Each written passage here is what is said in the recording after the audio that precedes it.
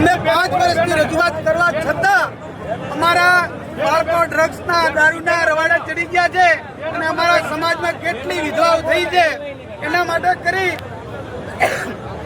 જિજ્ઞેશભાઈ તમામ શિવનગરની પ્રજા સાથે મહિલાઓ સાથે પોલીસ સ્ટેશનમાં જાય છે અને આક્રોશમાં તેઓ રજૂઆત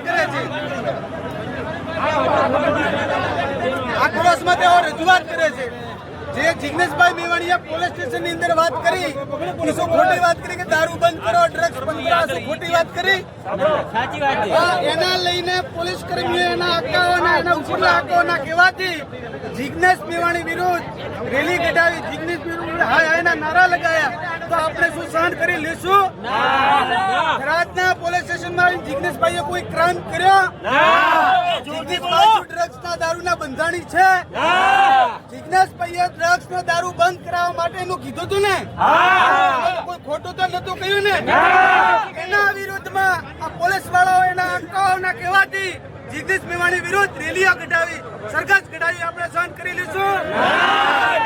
આના માટે કરી અત્યારે આપણે બધા ભેગા થયા છો.